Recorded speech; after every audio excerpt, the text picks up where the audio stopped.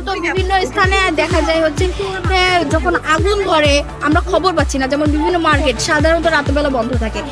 আগুন ধরলে সাথে সাথে ফোনে কল যাবে, একটু দেখা যায় না, আগুন ধরলে সাধারণত ফোনে কল চলে আসবে, খুব দ্রুত এটা আমরা জানতে পারবো। দ্রুত। আচ্ছা আচ্ছা, এই যে চলে এসেছে। Wow. So hello friends and welcome back to another video. কেমন আছো তোমরা? আশা করি ভালো আছো এবং আমিও ভালো আছি। তো আজকে আমি আছি হচ্ছে রংপুর জেলা স্কুলে, এখানে আমার ভাসতে পারে। তো আজকে এই জেলা স্কুলে রয়েছে হচ্ছে বিজ্ঞান ও প্রযুক্তি মেলা সপ্তাহ। তো বিজ্ঞান ও প্রযুক্তি মেলা হচ্ছে। সো আমার সাথে রাউদা। হ্যাঁ, ওয়ালাইকুম আসসালাম। ওয়ালাইকুম আসসালাম। ইয়েস। তো আজকে আমরা এখানে চলে এসেছি। তো আজকে আমরা বিজ্ঞান ও প্রযুক্তি মেলা দেখবো এবং দেখবো যে আমাদের খুদে বিজ্ঞানীরা আসলে কি কি তৈরি করেছে। তো চলো, লেটস গো।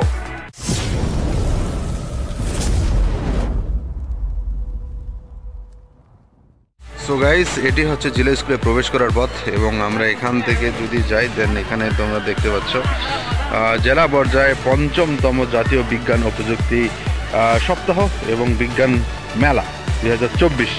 তো চলো আমরা একটু যাই, গিয়ে দেখে আসি। ওকে, আমরা প্রথম স্টলে চলে এসেছি। এখানে সিকিউরিটি গার্ডসরা আছে এবং আমরা ফার্স্ট জায়গায় গেলাম।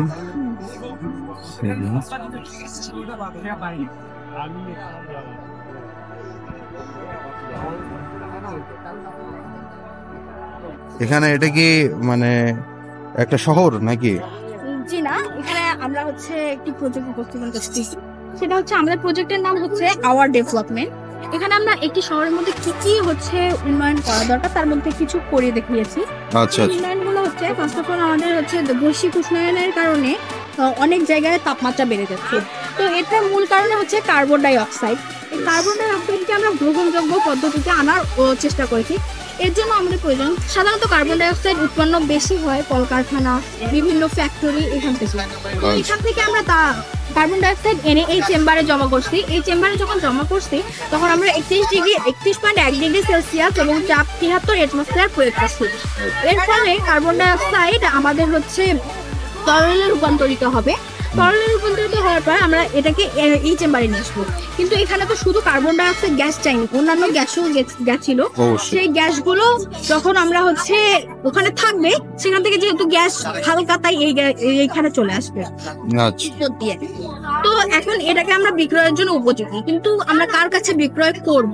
সাধারণত কোমল পানীয়ের ফ্যাক্টরি, তারপর বিভিন্ন সোডা তৈরির কারখানা, সবচেয়ে বড় যেখানে ব্যবহার সেটা হচ্ছে অগ্নি নির্বাপন যন্ত্রে ব্যবহার করতে পারি।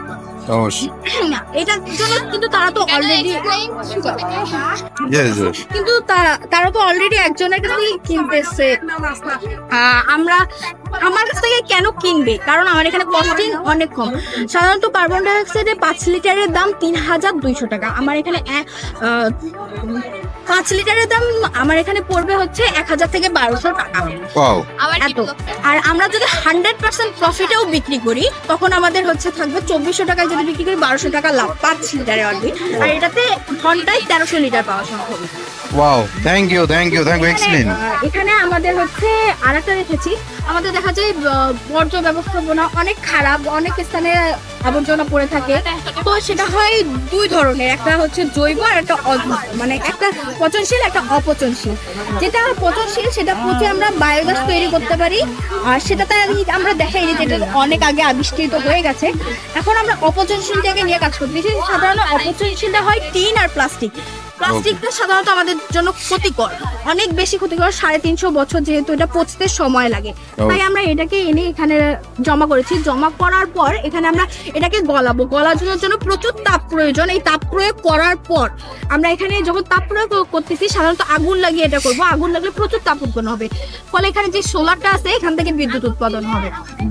আর এখানে যেই হচ্ছে ধোঁয়া উৎপন্ন হচ্ছে, এটাও যেহেতু পরিবেশের জন্য ক্ষতিকর, তাই এই ধোঁয়াটাকে আবার আমরা এখানে এনে আবার গ্রহণযোগ্য করতেছি।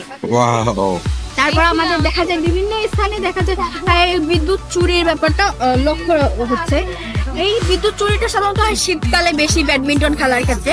তো আমি আমার বাড়িতে যদি এই মিটারটা ব্যবহার করে সাধারণত একটা ওয়াট দিয়ে রাখি।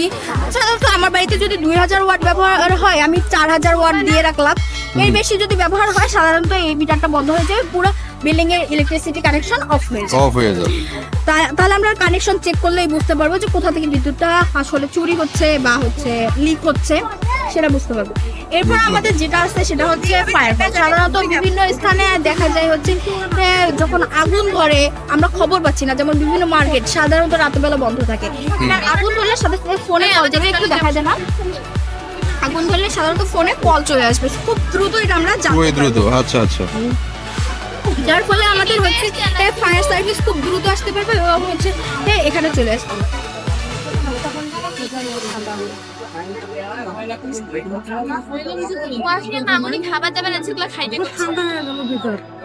আসে না কেন?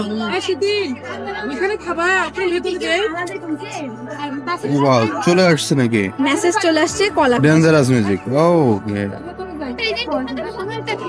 কলটা যেহেতু একটু সমস্যা হয়েছে হয়তো। এই যে চলে এসেছে।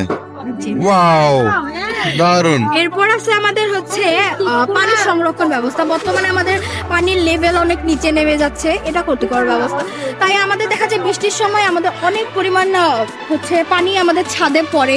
এই পানিটাকে আমরা সংরক্ষণ করি না, সাধারণত এটা ড্রেনে চলে যায়, ড্রেন থেকে আরো যে জায়গায় যায় সেটা আরো নোংরা, আর এটা কখনোই ব্যবহার করার যোগ্য হবে না। তাই আমরা এই পানিটাকে যখন হচ্ছে ছাদে পড়বে, এই বিভিন্ন ছাদ থেকে কালেক্ট করে এক জায়গায় আনবো। আনার পর যখন হচ্ছে এখানে আসবে, চাপ অনেক বেশি হবে, এটা ফুটো করে দিলে সাথে সাথে এই জায়গায় এখানে আসবে, বিদ্যুৎ উৎপাদন হবে। ফলে এখানে আমাদের পানিটা ব্যবহার হচ্ছে, বিদ্যুৎ উৎপাদনের পর পানিটা এখানে থাকবে। এই পানিটাকে আমরা খাওয়ার জন্য জাস্ট ছেঁকে নিলে হবে, কারণ বৃষ্টির পানি একেবারেই পিওর, কিন্তু আমাদের ওটাতে অনেক লাভ কম হবে। তাই আমরা এটা সাধারণত ওষুধ তৈরির কাজে ব্যবহার করতেছি, যেটা ওষুধ তৈরির কাজে সাধারণত সাধারণ পানি ব্যবহৃত হয় না, পাতিত পানি বা ডিস্টিলড ওয়াটার ব্যবহার হয়। তো আমরা এখানে সাধারণ প্রক্রিয়ায় এখানে গরম করে উত্তপ্ত করে বাষ্প করে নিছি, তারপর কোল্ড করার পর এখানে এই পানিটা আমরা ওষুধ তৈরির কাজে ব্যবহার করতে পারি। এরপর আছে আমাদের বন্যা ব্যবস্থাপনা। দেখা গেছে 2020 সালে এক রাতের মধ্যে সম্পূর্ণ রংপুর শহর ভেসে গেছিল। তো এই জিনিসটাকে আমরা প্রতিরোধ করার জন্য দেখবো যে হচ্ছে অনেক ক্ষয়ক্ষতি হয়ে গেছে। তো বন্যার পানি যখন 25% লেভেলে উঠবে ওই লাইটটা জ্বলে উঠবে, 50% লেভেলে উঠলে ওই লাইটটা জ্বলে উঠবে, 75% লেভেলে উঠলে ওই লাইটটা জ্বলে উঠবে, 85% লেভেলে উঠলে ওটা জ্বলে উঠবে, এবং 95-90% যখন লেভেলে উঠবে তখন ওই লাইট ওই লাইটটা জ্বলে ওঠার সাথে সাথে বাজার বেজে উঠবে, যাতে খুব দ্রুত মানুষ সতর্ক হয়ে তাদের জিনিসপত্র সরিয়ে আনতে পারে। ওই যে দেখুন ওখানে লাইট জ্বলে। ওকে, 30%, 50%, 75%, 85%, 95%। ওকে, অ্যামেজিং। আর এখানে আমরা পরিবেশের কোনো ক্ষতি করিনি, গাছপালা প্রচুর পরিমাণে রেখেছি যাতে এনভায়রনমেন্ট পলিউশন না হয়। আর এটার একটি স্থির চিত্র আমরা এখানে তুলে ধরেছি। এই পাশে রেখেছি যা যা হবে না আমাদের জন্য আমাদের প্রজেক্টের ফলে, আর এই পাশে রেখেছি যা যা হবে আমাদের প্রজেক্টের ফলে। আর মাঝখানে আমরা একটি জেনারেশনের ছবি তুলে ধরেছি, যেটা আমাদের মানুষের সাথে বুঝতে পেরেছি। প্রজেক্টটা আসলে অনেক সুন্দর, দারুন দারুন দারুন। এরকম প্রতিভাই দরকার। ধন্যবাদ, এক্সপ্লেইন করার জন্য অনেক ধন্যবাদ। প্লাস্টিক আমাদের জন্য অনেক ক্ষতিকারক, কিন্তু সেখানে আমরা সেই প্লাস্টিকগুলো ইউজ না করে আমরা এই প্লেটগুলো ইউজ করতে পারি। এই এটা হচ্ছে সুপারি জঙ্গল দিয়ে তৈরি হচ্ছে প্লেট, এগুলো আমরা ইউজ করতে পারি। এগুলো হচ্ছে আমাদের কোনো ক্ষতি করবে না, জৈব উপাদান দিয়ে তৈরি, এবং এটি যেন ফেলেও দিই পরবর্তীতে মাটির সাথে মিশে যাবে এবং সার হিসেবে। এরপর এখানে একটা আমি রোবট দেখতে পাচ্ছি, কিন্তু সেই রোবটের কোনো কাজ আছে কিনা আমি জানি না। রোবট আছে।